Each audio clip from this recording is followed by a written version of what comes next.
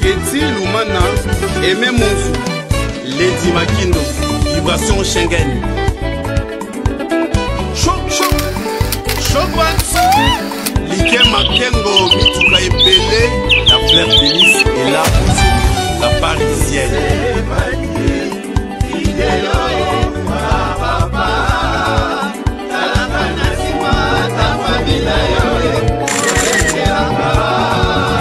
Emi chéri pointé sans pompa wananga.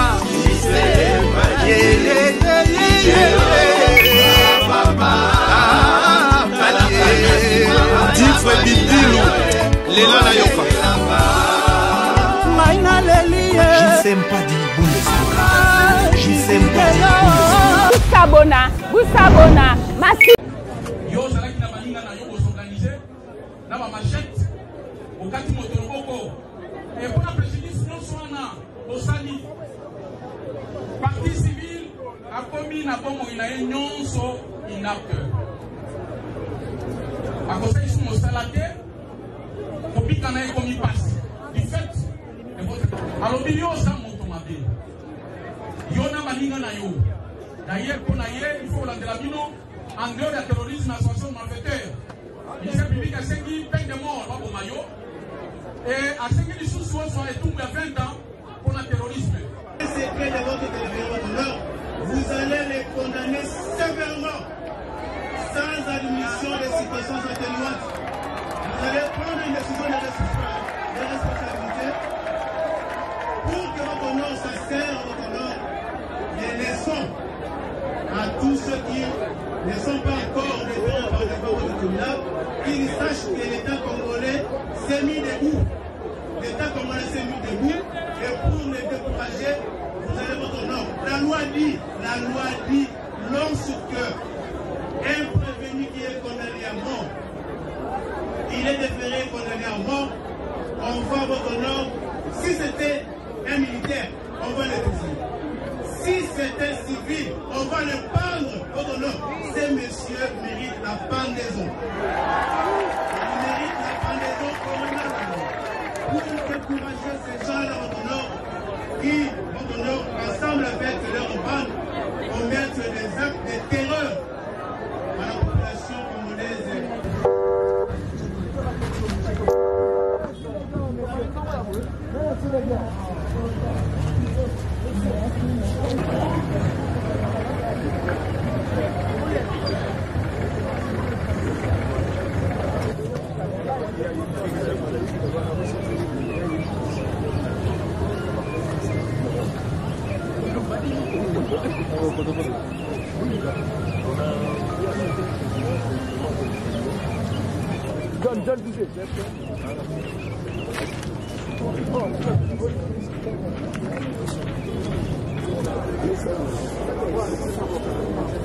Oui, monsieur, vous cherchez quoi?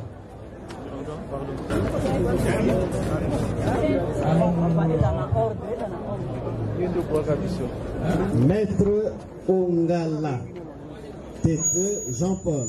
Votre honneur, la partie civile. Est-ce que c'est une partie civile? On peut voir la preuve? La preuve est jouée au dossier, votre honneur.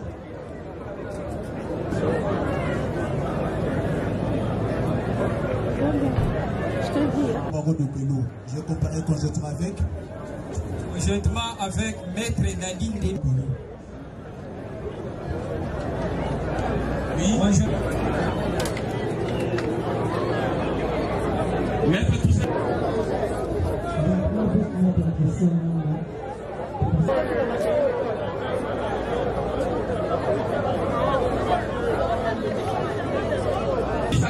Bokalando.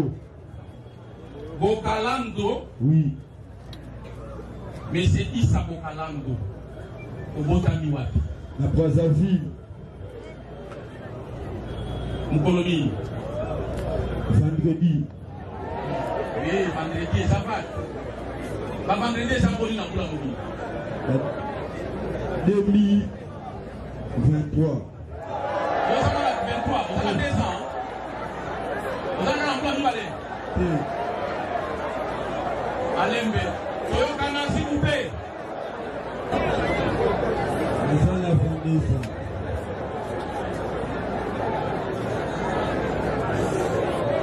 Vous en avez 22 ans, mais vous avez vu Mboula Botamité, vous avez vu Mokoloté sans apéter. Oui. Ça va. Le peut venir à 22 ans. Vous avez mis dans sa ville, vous en avez 22 ans. Comment papa Botio? Mohamed. Comment on a un ami? Mohamed. Bobed. Mohamed. Mohamed. Azali Bakoufa. Akoufa. Comment maman? Clarisse. Clarisse Nani. Debonga. Bobenga. Debonga. Debonga. Oui.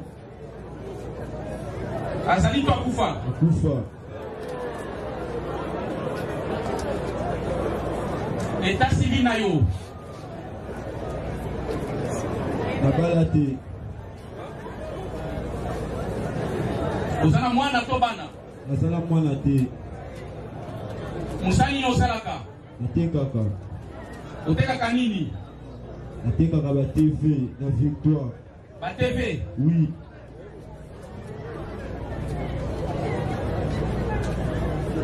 Quelle âge ni no Sala? Oui. Quel âge ni no Sala? Nasuka na 5e secondaire. 5e secondaire les Alakate. 5e Nini. 5e humanité. Humanité Nini. Humanité Nini Osali. 5e secondaire Nasuka. 5e secondaire les Alakate. 5e des humanités, mais quelles humanités? Secondaire. Donc on sort qui na 5e primaire alors? Non, seconde. Nasuka na 5e secondaire. Bon, section Nini Osali. Bon, et le recommissionnaire A. Ah, tu as platé. Section Nini Osali. On est à éviter. Est-ce qu'il y a eu la 5e des humanités? Oui.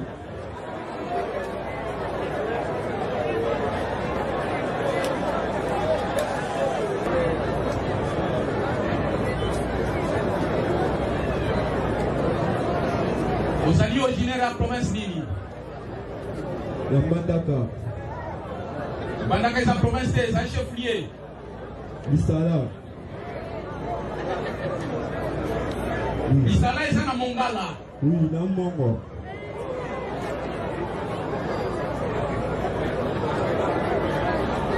Territoire Nayo, territoire Nini. La Saint-Couchou. Secteur Nayo. Bandaka. Bandaka est dans le secteur 2. C'est bien note que le premier était capable de donner ses origines précises. Donc c'est arrêté seulement au territoire. Ouais. Secteur évité, village pour éviter. Oui, la Goma de Mounate. Ikambote. Kamobutu. Kamobutu bloc Nini. La famille de la 5e bataillon Pire. 5e bataillon Pire. Oui.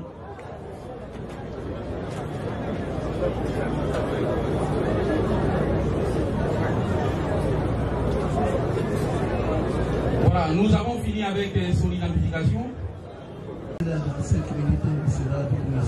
La victime s'appelle Matali Mavili. Merci. Au quartier Motoloboko et Motoango Akoya. Ma photo, est-ce que M. Laurent a vu produit aussi les différentes pièces, notamment les photos si vous en avez?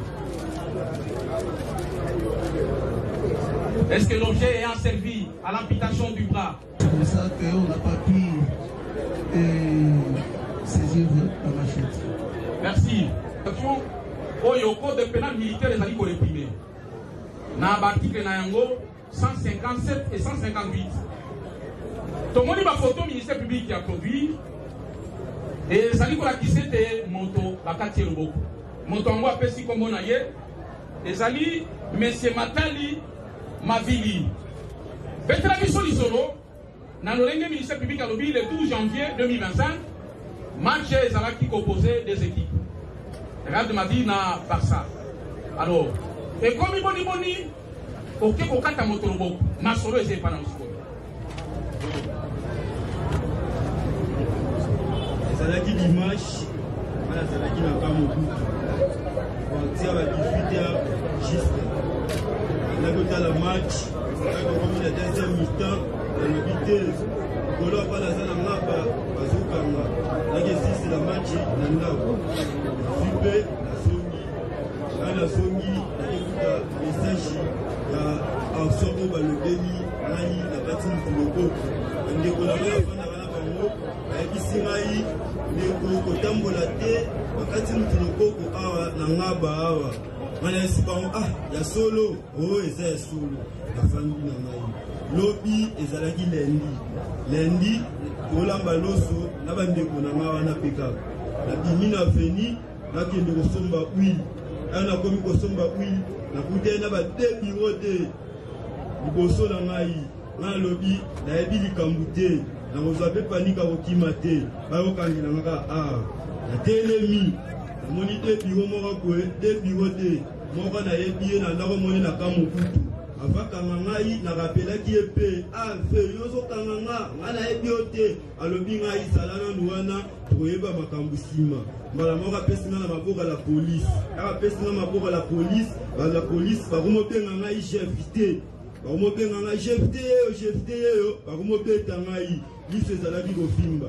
Namituni, ah, Makombo Nangai chefité, Bamama Wala Zalaki Mpanzi. Naisi Barumama, Barumope Nangai chefité, Nangai chefité. Maman a dit yete azaye azamona awa aza jeptete yekomone isa basudala ba petinga baina ngana ngamba lemba kote makamba zisala maki bakata ki mutulokoko maman la tuba bimaki wana bacheka kanini o ngai kam na kati mutulokoko fona la kende ba komobela ngai mais misusu pe bazale wana balobi ezanga te mais ba maman la batinga mika kanini ezanga yi na kati mutulokoko yango na ina mituna liboso bakonzi Mutu soka kati ye loboko ngai na sa action na butu pe lendi na moi na tambola na moni ba soldat na kimate. Le président, honorable membre de la proposition, il y a des témoins sur place. Nous avons aussi demandé que la victime soit aussi présente. Ne fût-ce que pour 10 minutes. Zoï et Poka. Zoï et Poka. Ipoka héritier. Ipoka. Oui. Héritier. Oui. Il y a. Est-ce que Zoï Ipoka héritier a Kanda Baz. Kanda. Kanda Baz Sylvain. Kanda Baz Guilain. Guilain. Je crois que les correspondants à la date parce que je public a dit le 12 janvier. Le 12 janvier. Il est pour la match. C'est ça, oui, papa. Alors, il y a ça dans le biseau. Match à moi, c'est le pas un andi. Waki. Il y a un match na Kamobutu. Côté famille maman na ngai ezalaka.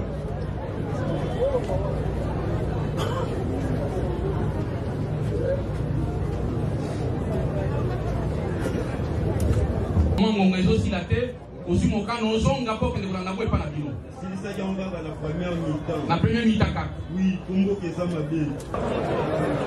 Et pas la bino, vous avez la télévision? Vous avez la télévision. Match étranger? Quel corpolu que ça donne, vous avez une antenne à Bisso à Congo. Antenne à Congo. Maintenant, les Arabes qui paient et les transmis dans la chaîne à Bisso local? Oui. Ok. Alors, tu as les autres moutons. Pour na nini Olanda qui match na kuna binote mais on s'est pris quand on la match na famille maman na bino. Bon, avant ils allaient qui dimanche wana ils allaient qui jouer ça na profita qui paye na que nous kota la bande ko na kota na ba mukana. On moni na profita ko na ta la match ki wana. OK. Aujourd'hui nanda pour Olanda match. Oui. Est-ce que Olanda qui deuxième mi-temps? Olanda qui deuxième mi-temps na mapa. Olanda il fait pas la binote.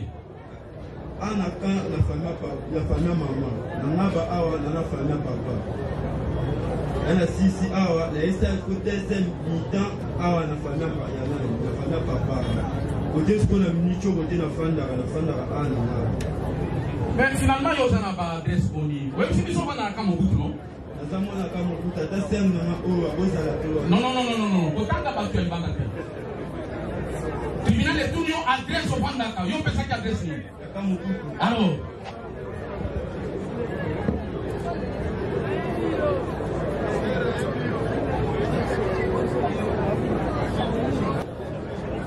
ngaba pela ke ndakola deuxième mi-temps na match avec le foot bana ndako ya biso yango temela eza kotuna yo oza na baadresse boni aza na te adresse nde mona makulu natambolaka sonde likoto nasali ata basamele onaki etala mpe mpona nga nde naza boye mama kufa papa kufa yango moni nabetaka mwa batu koto na ye koto na ye okaba to olandaki te alandaki olandaki soka na match esilaki combien ekendaki 5-2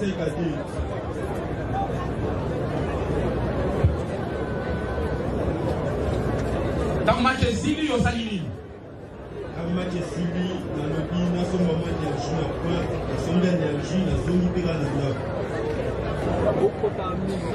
oui osombi énergie ozongi na ndako kana kupana nazongaki eloko eleki te nalalaki mpe na mbala moko tiloko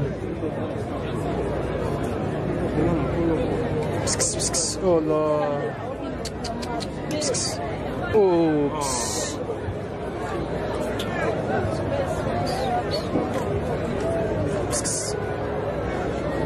oui monsieur le nom de la loi faites en sorte que le ministère public puisse avoir une vie facile.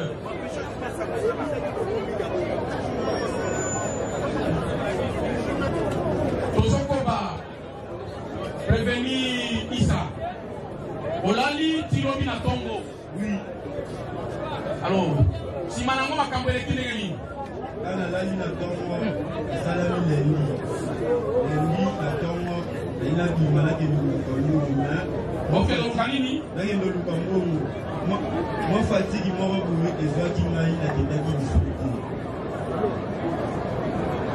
mbongo yango olinga okende oluka ngo wapi kote nakendaka kote nasalaka na victoire oui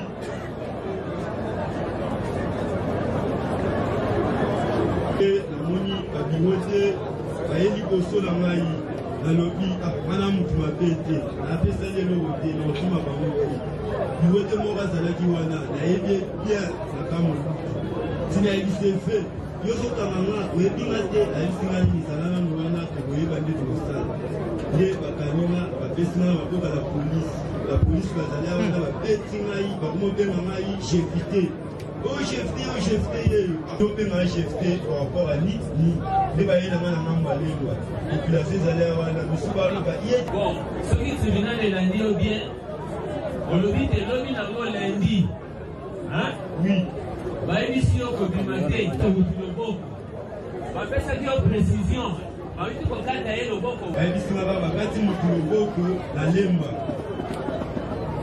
esili selon yo mpona nini bayebisaki yo kobima te parce que yo oyebi eloko te otambolaka na yo paisiblement mais bakebisi yo kaka kobima te mpona nini alors que bana mosusu bazali kotambola bayebisi yango na bima te na forponi po ale meme jour makambo esalamaki de chipi ekotaki na ngaba bandaki okamabikanakaka yango bayebisi nga kobima te ezala na ndako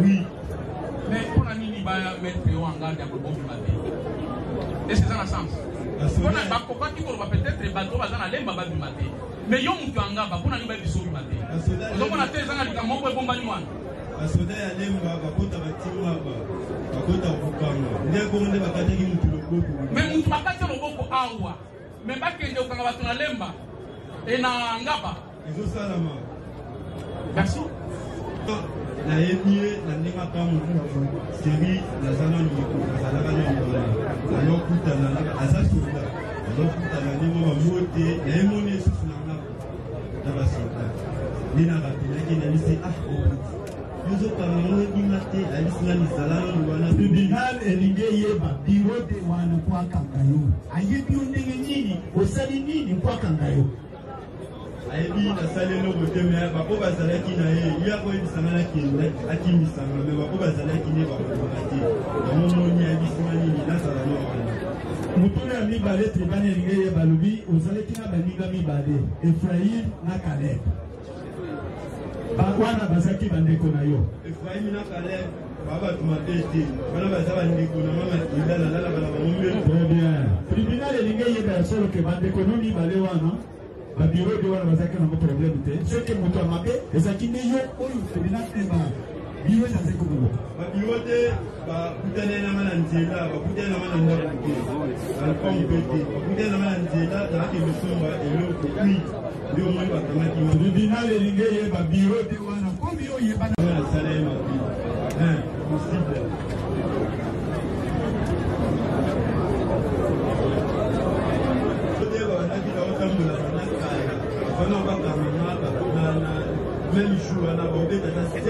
atambulaka na bango atambulaka bato azoleka na bango akutana bato sikoyo yo mpo ezoleka oki osoma mafuta kolamba loso me ndenge nini oyebaki ke babiro te oyo balingi bakanga kaka yo yebisa tribunal mpo olobi ke namoni na vie na ngai na bivie yo mpolingi okanga ngai me yo osali eloko te me ye azoleka na ye komo oyebaki ke balingi bakanga yo nayebaki nalobela ye komo mpe na sansi moko ya mabe te nalobelaki ye komo na connaissance ya wana nde toyebani yango nayebisi fe na ngai mpe nayebi eloko elokanganga olandi motuna tribunal yo osali eloko te ozala mposa kosoma mafuta okolamba loso na bango oyo batini bakanga komo yo oyebaki ke posa bakanga po etension bayaki na wana mosusu abimiko mosusu atelemi omonaki etension na bango yo omonaki bango deja namonaki bango okopenaki zaki bayebakanga nga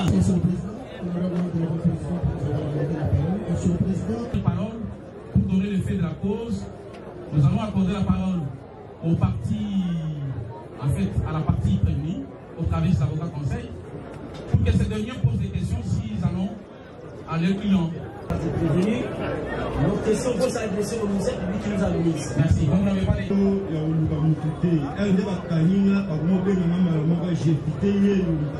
avez suivi sa réponse? Merci. Ok, d'accord, merci. Il nous revient des droits aussi de lui poser des questions afin de concourir à la recherche de la vérité. Oui, si opito maloba, pour être oebisa na bazuzi, makamundenge elekaki kasi yamba manso, to yuto vérifier comment le ministère public a fait ça. Le ministère public a fait ça comment ya Movili. Merci pour la précision. Movili.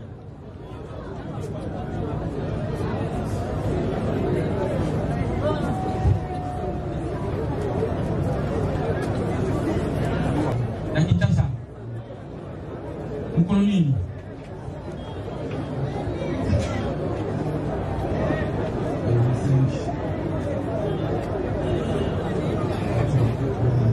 Le 25 avril.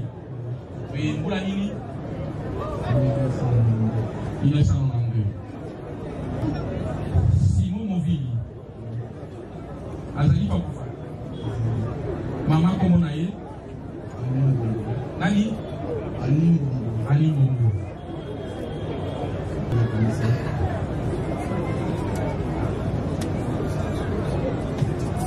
Diplômé dans section en mécanique.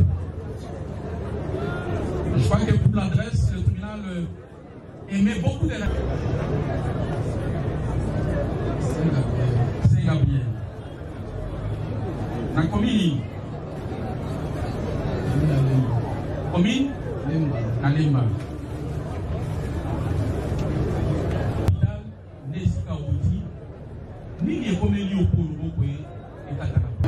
Silence s'il vous plaît. Les acquis dimanche, les 12. On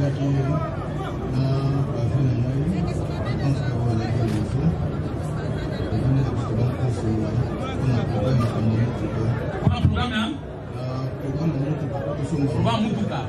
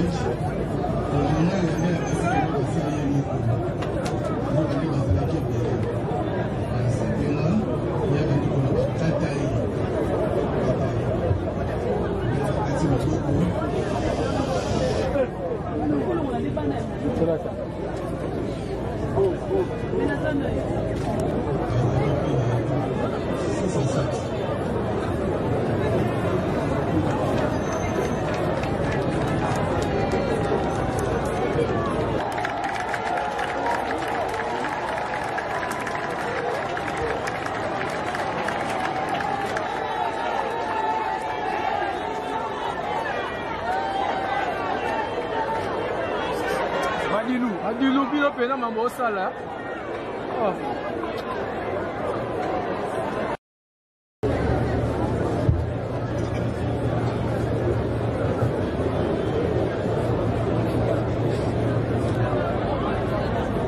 Loba, malgré pas nayo.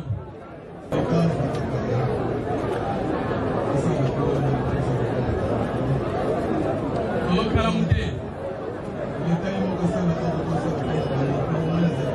Oui, Kambote. Nous allons poser ça pour Makamdenge les qui n'ont pas yango. Alors, au lobby, un instant.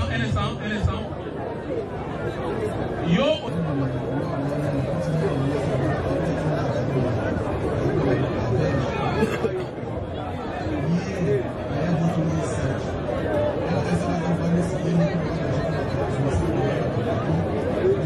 Est-ce qu'on peut arranger ce niveau là parce que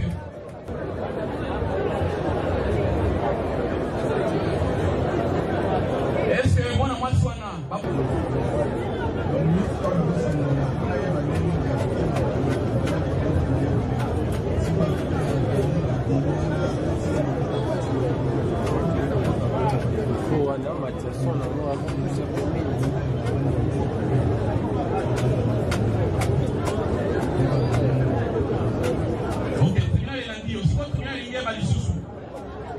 Nangonga nini Bert level.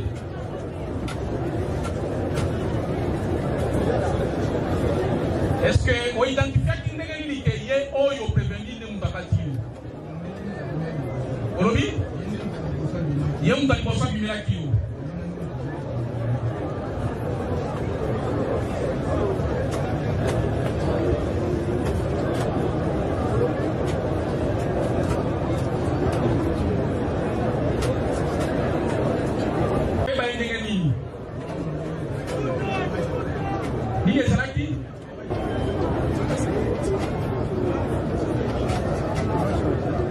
Oui, c'est pour la victime. Ce qu'il vient de déclarer, c'est ce que l'officier du ministère public vous a marqué comme le fait dès le début. Que la victime était partie pour intervenir par rapport à une dame. Est-ce que vous pouvez aller toutes aux questions parce que la narration des faits est comprise? Concernant la victime, je n'ai pas de questions à poser aux victimes. Au moins des questions à poser aux prévenus. Alors, la défense ne peut pas changer le dire de la victime. Parce que la victime apparaît ici devant votre office tribunal que c'est lui qui a mis la main sur le prévenu. Et par après, ce sont les groupes qui s'est placé au prévenu et Kataye. Il poursuivait le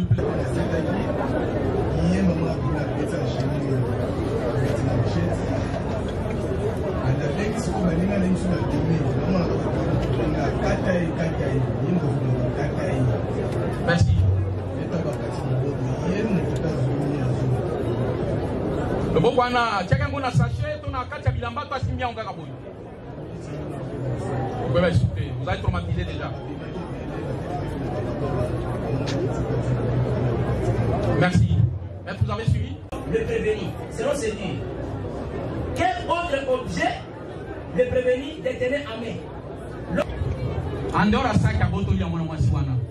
Est-ce que vous avez des gens qui sont là?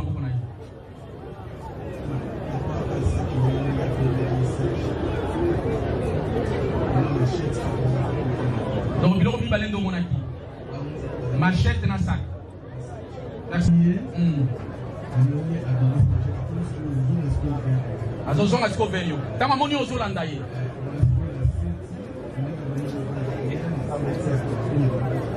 Opérateur na bango bazoko to la biloko, ozwaki ba réserve te pona kolanda ete. Okalisa ki? OK.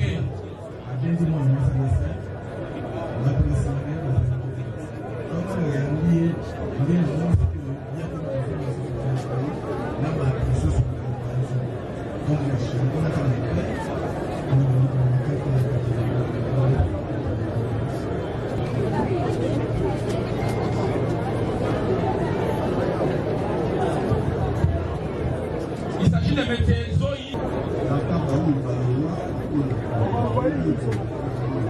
C'est votre petit. Ne sont pas familiaux, parentaux, et tout le monde estime que M. Guillet Kanda puisse déposer en qualité de témoin.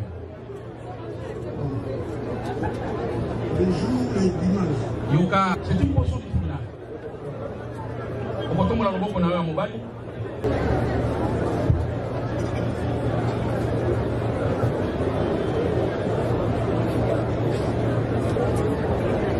Pourquoi Missabiso, ce qui n'a date le dimanche le 12 janvier 2025.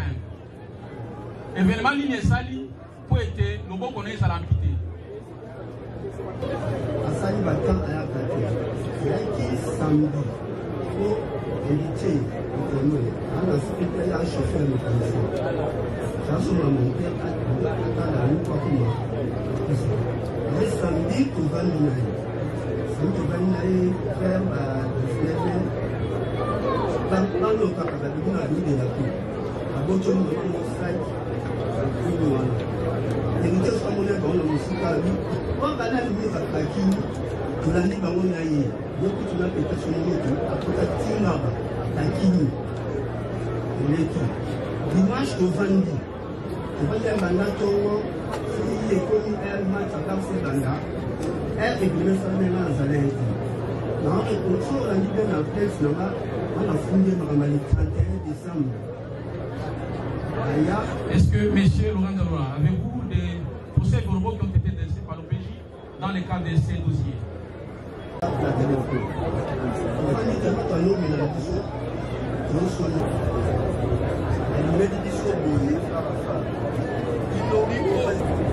Dans la bus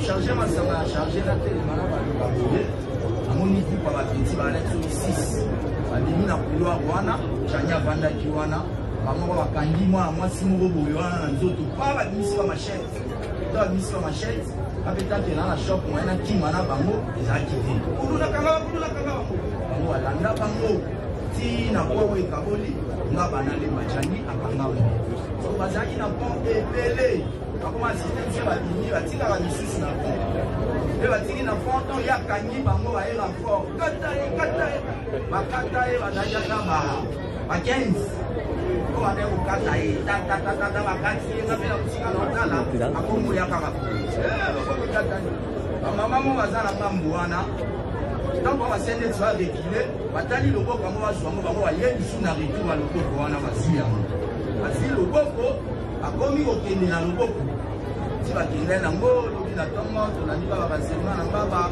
bakende kotumba loboko asali ko ekolo bana mike parce que bana mike dele ba yebi bilongi na bango basi ba peton ba sa na wala ba génération moko ko bana wana ne ba yi donc ba koti aketi na bana ba ye ko se retrouver na peton peton to wa ya ne na musika to telemi na kanda na liboso shop mbango ba mone peton dinela biso le 31 yeyo na bondo na ya lataki petango yeyo ayi mama wando betaye je ne pas ta confusion que va donner la chose parce que le 31 décembre le vandi a donné du show qui nous dit vendre ça va soda ah bien par machette ça dit en place on les commis aya ka chaque jour donc il est caractère journée mo l'équipe ayi journée mo l'équipe ayi ba utara naba asamani bazam l'équipe au témoin monsieur héritier Ndo notre témoin, et moi j'appelle Alexis,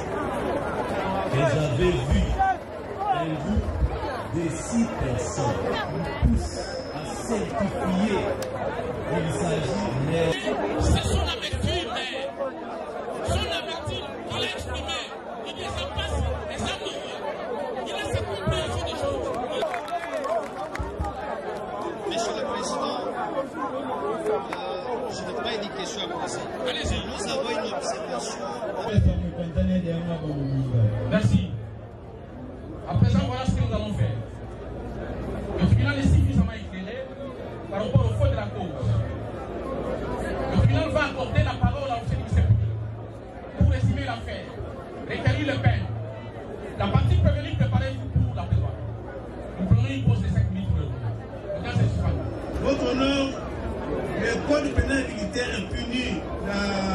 d'intervention du terrorisme, lorsque nous allons interroger l'article 57, 157 du Code pénal militaire, voilà ce que la loi dit. L'article 57, 157. L'article. Les secrets de votre télévision d'honneur, vous allez les condamner sévèrement, sans admission des situations atténuantes.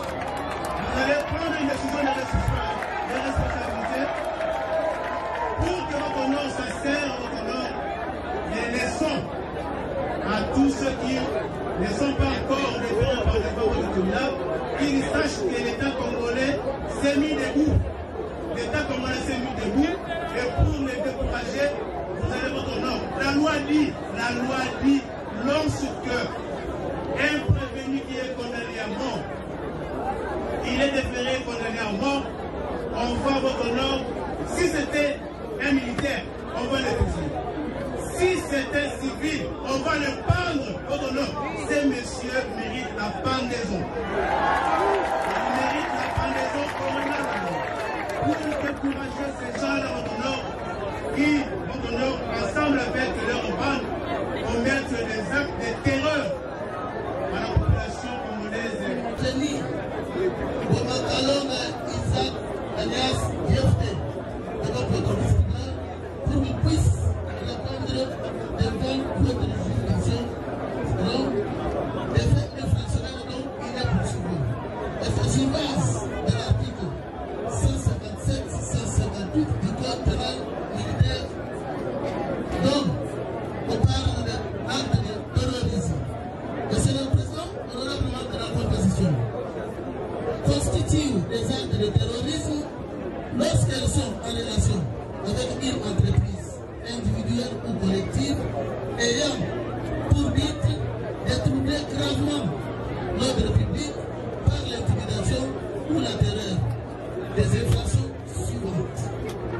Monsieur le Président, on parle d'abord de première infraction lorsqu'il les atteintes volontaires à la vie ou à l'intégrité physique de la personne, l'enlèvement et la séquestration de la personne, ainsi que le détournement de l'honneur de la vie ou de tout autre moyen de transport.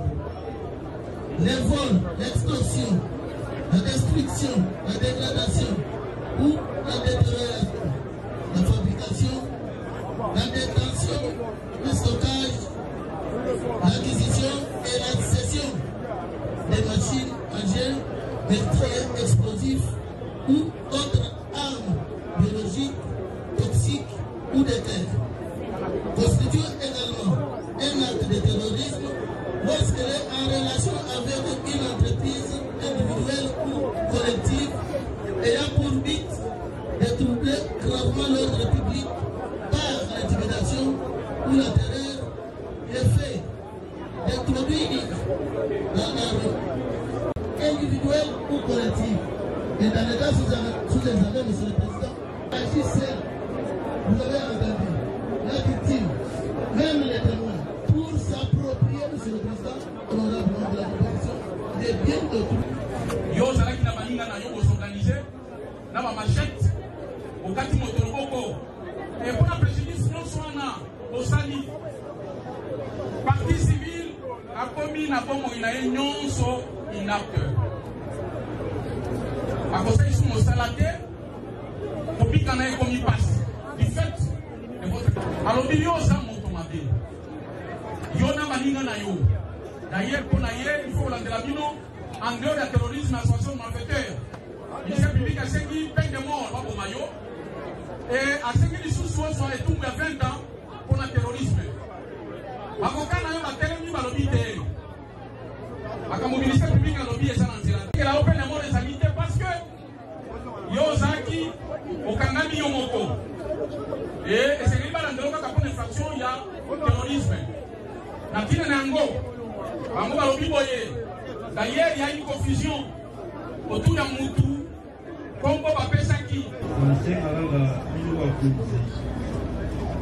balobinga na kati ya moko babenga GFT basenga bakokasonkanga place nazalaki basala enquête nanga baluka enquête monsieur ezali te enquête yango tuna ezosangisa yo alobasuka nga na GFT te bakombo nanga isa eza mpe na bato misusu mpe batelemia oloba bato mosusu te loba mpona yo moko eza mpe na bato mosusu baza bayebi ngai basoda bayaki na kombo ya GFT nanga kombo nanga GFT te mama botela ngai isa kokalango bien yoki yo ayant posé la parole en 2000 au prévenu ce dernier clame son innocence.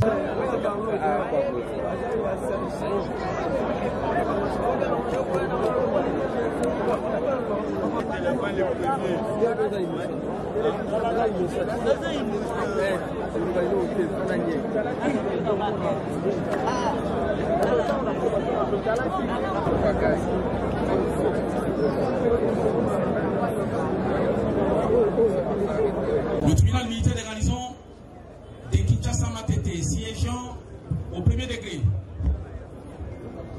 en matière répressive, en procédure de flagrance à foraine, dans la commune de Lemba, rend et prononce en son audience publique de ce mardi, 14e jour du mois de janvier de l'an 2025. Le jugement sur dispositif dont la teneur suit.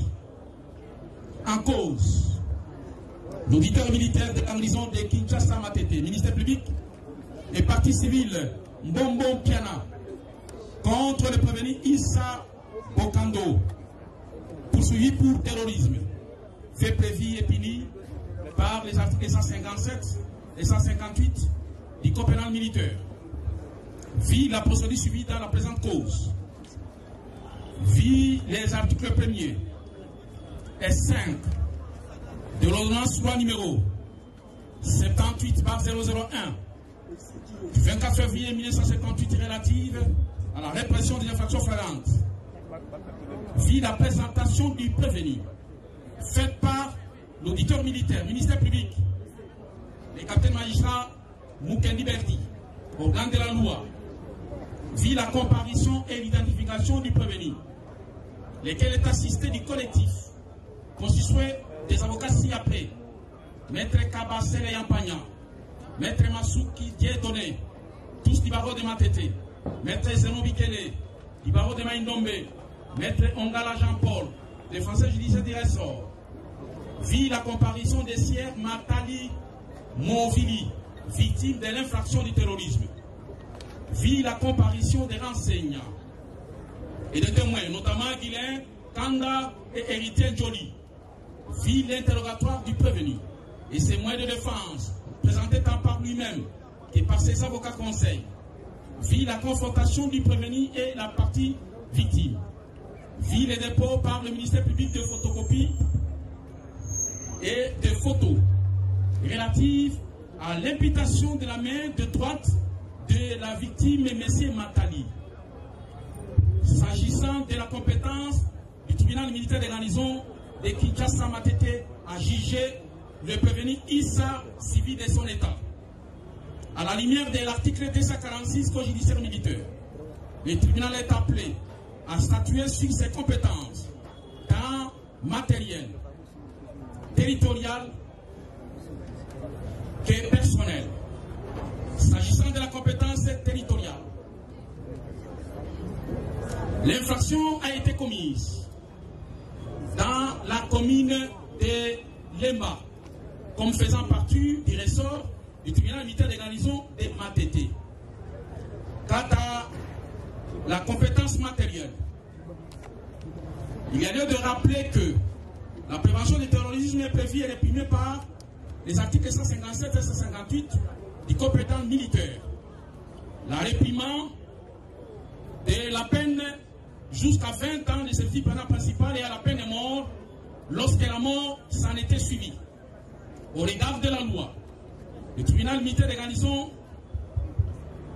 estime que ses compétences tant matérielles que territoriales sont respectées et il y a lieu d'examiner la question relative à la compétence personnelle. S'agissant de la compétence personnelle, le tribunal tire ses argumentaires du fait que la définition légale de l'article 157 qui voudrait que toute personne civile ou militaire puisse en répondre quand le législateur verrouille l'accès à la compétence au travers les concepts tout militaire assimilé, individu embarqué ou au service du ministère de la Défense. Dans les cas d'espèce, le boulevard est largement ouvert pour que tout le monde, peu importe sa qualité, civile ou militaire, puisse tomber dans la nasse de la justice militaire. Ainsi, le tribunal se déclare valablement compétent pour juger le prévenu, nonobstant sa qualité de civil. Fait et rétroacte. En date du 12 janvier 2025, Ser Matali Vomili se trouvait dans la commune de Lemba avec ses grands frères du quartier, dont Eritien Njoli et Guillet Tanda. Ils s'entretenaient sur l'éventualité d'achat d'un moteur de véhicule pour une carcasse qui se trouvait dans la parcelle. Saisi par un besoin physiologique, la partie victime est allée se soulager. Cependant qu'il partait pour se soulager, en ce retour verra une demoiselle inconnue, victime d'extorsion de son sac, et pris de compassion. Il cherchera à exercer la légitime défense, mais il s'est livré dans une chasse à l'homme sans merci. Ses agresseurs, estimés à plus de 5, tous armés de machettes,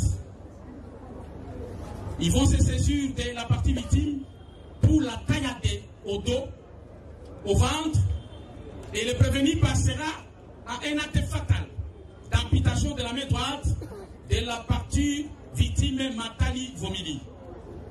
Avec 2 kilos 6 jeunevis, le prévenu va ramasser la main amputée pour l'amener comme butin de guerre. Et on ne saura jamais à quelle fin a-t-il amené la main amputée pour avoir identifié et reconnu le prévenu Issa Bunga Bokando comme celui qui a amputé sa main. Le droit.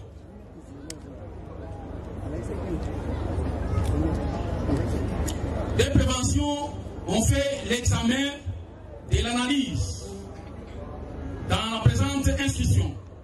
Il s'agit 1. Du terrorisme. Le terrorisme est prévu et réprimé par les articles 157 et 158 du Code pénal militaire. Il ne fait l'ombre d'aucun doute que le prévenu, avec ses spies, détenteurs de machettes, ont réussi à asseoir la terreur par l'imputation de la main droite, et laquelle est une atteinte grave à l'intégrité physique en elle-même. Et cela ressort de l'élément alternatif, lequel élément confère la compétence à ce tribunal à connaître de l'affaire. S'agissant de l'élément matériel, il y a lieu de faire référence à l'acte d'imputation et il y a lieu aussi de relever l'élément moral. C'est le destin par lequel le prévenu et ses amis ont agi. Et c'est de manière délibérée qu'ils ont agi. En conséquence, le tribunal dira l'infraction de terrorisme établie en fait comme un droit quant à C. S'agissant de l'association de malfaiteurs,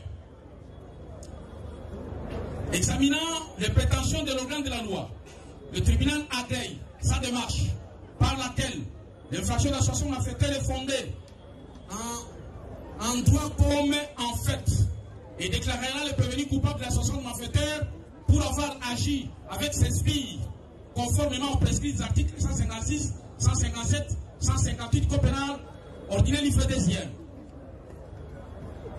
S'agissant de l'action civile,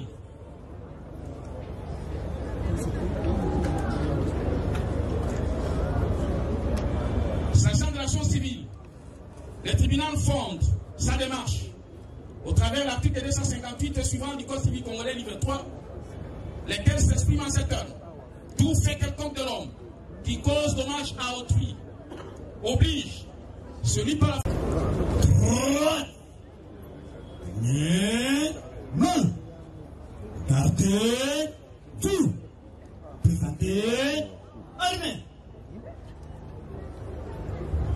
Par ces motifs, vit la Constitution de la République démocratique du Congo telle que modifiée et complétée à ce jour, à ses pertinents articles 20, 21, 149, 153 et 156. Vit la loi numéro 023, barre 2002, du 18 novembre 2002, telle que modifiée et complétée à ce jour, en ses articles 1, 2, 3, 4 et suivants. Vit la loi numéro 024, barre 2002, du 18 novembre 2002, telle que modifiée et complétée à ce jour, portant code pénal militaire, en ses articles 157 et 158. Vit l'ordonnance numéro 78, barre 001, 24 février 1978, et relative à la répression des infractions flagrantes, en ses articles 1 et 5.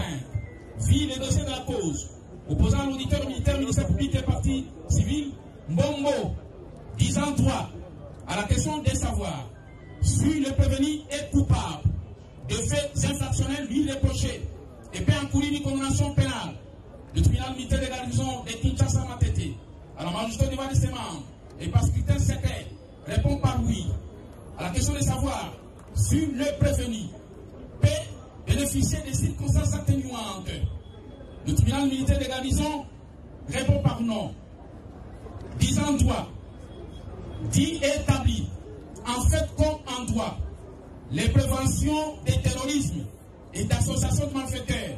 En conséquence, le tribunal les condamne en les déclarant coupables à la peine de mort pour l'association des malfaiteurs, à la peine de 20 ans de sortie pénale principale pour terrorisme, faisant application de l'article 7 alinéa 1er du code pénal militaire, les condamne à l'unique peine la plus forte, soit celle de la mort, statuant sur les intérêts civils. Le tribunal déclare recevable et fondé l'action civile et condamne le prévenu au paiement de la somme de $100 000 américains payable en francs congolais pour tous les préjudices subis en termes de dommages et intérêts. Ainsi, jugé et prononcé en audience publique de ce mardi, 14e jour du mois de janvier de l'an 2025, à laquelle ont siégé le colonel magistrat Mungomba Lundula Destin, président, les capitaines Boyi et Kosuka, préfet du siège, Armand Pierre Repos.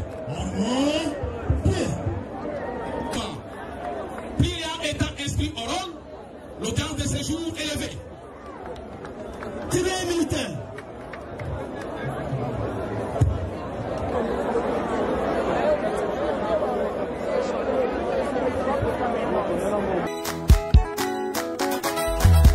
Christ Anor l'omniprésent, juste une pas de vidéo, prêtre de Mouching là-bas. Yoka. Dieu le maître des temps et de circonstances. Zini Kumbi. C'était le premier jour du deuxième mois na putana na jise. Molema. Padia Lobelanga, Maloba ya Bolingo. Etilu Nama. 14e jour du même mois les sangambuma Bolingo. Mokolo Valata kufanga na bela folie d'amour. Pété Bitodi. Ingénieur Simplice Jazz, Nzambe na bango. Don dédié, Willy Kaimbe vrai. Ted Tendai, Yama Rachel Fouta Tendai. Dieu le maître des temps et des circonstances. Guido Laco. C'était le premier jour du deuxième mois na putana na jise. Nemunzo. Padia Lobelanga, Maloba ya Bolingo. Rima Mengi. 14e jour du même mois les sangambuma Bolingo. Mokolo Valata kufanga na bela folie d'amour. Nagoki te kopanga basentima juste liboke. Pesi na fungoli na moko. Papi Chama. Padi na fungoli na moko. Hélène Salem, la queen de son king.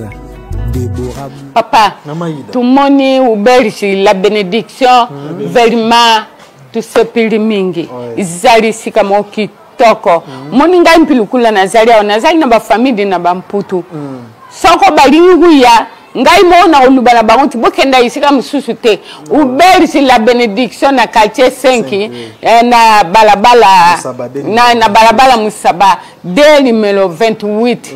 Pen ya kwa ya bababa na kusiplika bango nyonso bakuya kaka awa izala na États-Unis izala na Londres izala na France izala na Canada isika nyonso oyo mama labi mais moni partout be courir exact tambuli moliri ku oui biso awa minda biso za ba panneau so yango yo yango yo tiro nyonso nyonso ba panneau tondi bo ba panneau solaire et tout ça ba succès belé à courant ba besoin d'un groupe électrogène oyo et servera biso kazu pendant 6 mois buzoba dans un groupe électrogène nana pesa libini mayelo courant et kendarate bon mai pe na mitone et kendarate so mai kanga marate parce que tous ba citerne na biso to bomba mai kazu régie des eaux et katani directement Gérard vous allez na mai na bino je rester mon fort tellement aka luba nga tona yo papa mai uzali na babido oyo ya mineni wana ubagumbila citerne nini citerne mama ida citerne za ba citerne ya minene auto magazine na mai okazo régie des eaux katani ne tozui mai awa bena sécurité donc cas sécurité ça assuré OK sécurité ça assuré l'air nyonso kuzunga ba sécurité zali air nyonso kuzunga sécurité ça assuré parce que la voiture na biso voiture na reçoit ba client na Sainte-Thérèse na Sainte-Thérèse bon na aéroport aussi to na reçoit ba client na aéroport client so ba benga sengi biso to reçoit na aéroport to na reçoit ni métier en auberge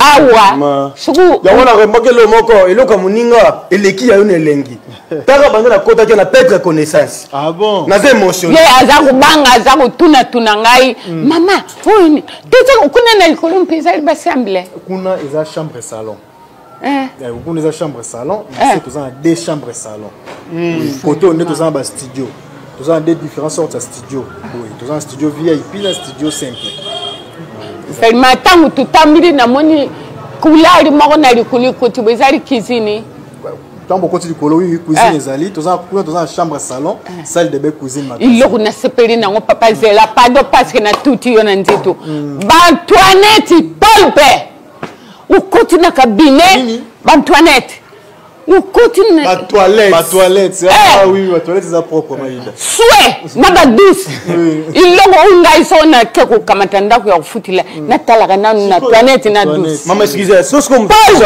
anga zo bango siko bien ba numéro nini oui tous en deux numéros yangwana ya WhatsApp oui tous en 089 65 88 375 Liken Makengo, ma voiture est belée. Service fret maritime, import-export. Pour l'expédition des véhicules, engins, divers biens, conteneurs, achat-vente des véhicules en Europe, enlèvement, transport de véhicules, engins et diverses machines. Le spécialiste des expéditions vers l'Afrique, à Kinshasa, RDC, Liken Makengo, toujours à votre service. Contact, agence en région parisienne, au numéro 48 rue Jules Vallée, 93 380, Pierrefitte-sur-Seine. Téléphone, les 06 64 42 87 53 ou les 07 51 37 93 15, précédé de 0033 à partir de l'étranger. Pour faire déplacer votre véhicule partout en Europe, tranquillisez-vous, collez la tête, Liken Makengo résout votre problème. La solution des remorquages et déplacement de votre véhicule avec compétence, c'est l'affaire de Liken Makengo. À Kinshasa, contact Tonton Tseka au numéro 18, Gadolité, quartier 7, Anjili. Téléphone, le plus 243 895 178 309. Vous servir convenablement, c'est notre devoir. Les transports, c'est notre métier. Liken Makengo, ma voiture est belée.